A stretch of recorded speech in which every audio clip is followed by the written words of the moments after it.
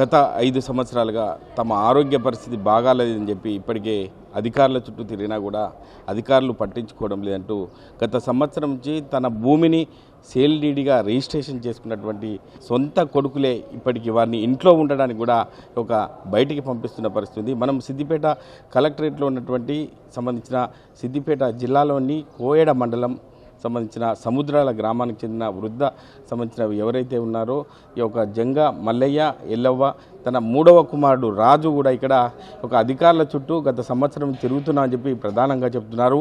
వారు చెప్తున్నటువంటి ఒక ఫ్లెక్సీని చూసుకున్నట్టయితే వృద్ధులకు బ్రతికే హక్కు లేదా, అధికారులారా మాకు విషమిచ్చి చంపండి అని చెప్పి ప్రధానంగా ఒక పెట్టుకొని చూస్తున్న పరిస్థితి ఇది. ఇంట్లో నుండి తల్లిదండ్రులు గెంటేసిన కొడుకులు సంవత్సరం నుండి పట్టించుకొని అధికారులని చెప్పి ప్రధానంగా చెప్తున్నారు. 5 సంవత్సరాల నుండి అనారోగ్యంతో పోరాటం, మా సొంత ఆస్తిపైన కొడుకుల దౌర్జన్యం అని చెప్పి ప్రధానంగా ఒక వృద్ధ దంపతులు కూడా చెప్తున్న పరిస్థితి. మరి అధికారులు ఎందుకు ఫిర్యాదు చేసినా పట్టించుకోవడం లేదని చెప్పి ప్రధానంగా విమర్శిస్తున్నారు. మరి అధికారులు వారికే ఎందుకు కొమ్ము కాస్తున్నారని చెప్పి ప్రధానంగా చెప్తున్న పరిస్థితి. 3వ కుమారుడు జంగ రాజు ఉన్నారు. చెప్పండి, అంటే ఎందుకు అధికారులు పట్టించుకోవడం లేదు, ఏం చెప్తున్నారు మీరు పోయినప్పుడు? సార్, ఇప్పుడు మేము పోయి ఎప్పుడైతే అమ్మా నాన్నని తీసుకొని పోయి నేను అక్కడికి వెళ్తే కనుక మా 2 అన్నలతో పాటు అధికారులు కూడా నువ్వు ఎందుకు వస్తున్నావు మీ అమ్మా నాన్నలకు సపోర్ట్గా అని చెప్పి మాట్లాడుతున్నారు.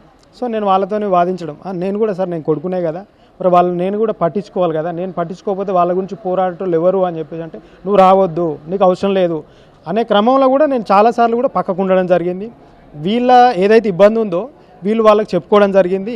చెప్పుకున్న తర్వాత మిగతా 2 కూడా పోలీస్ స్టేషన్ కానీ ఆర్డీఓ ఆఫీస్ కానీ చాలాసార్లు వాళ్ళను పిలిపించుకోవడం జరిగింది. పిలిపించిన తర్వాత మా ముందట వాళ్లకు అది కావాలని చెప్తున్నారా లేకపోతే ఒక ప్లాన్ కొద్ది చెప్తున్నారా, మా ముందట వాళ్ళకు ఎంతో కొంత భయం చెప్తున్నారు.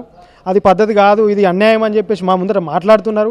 మీరు వెళ్ళండి, మీ జోలికి ఎవరు రారు, రేపటి నుంచి మీ భూమి మీరే దున్నుకోరి, మీ ఇంట్లో మీరే ఉండు అని చెప్పేసి అధికారులు చెప్పిన తర్వాత మేము ఆ భరోసా కొద్ది ఇంటికి వచ్చిన తర్వాత మళ్ళీ మాపై తిట్లతోని కొట్టడానికి దాడి చేసే ప్రయత్నాలు చేస్తూ ఉన్నారు.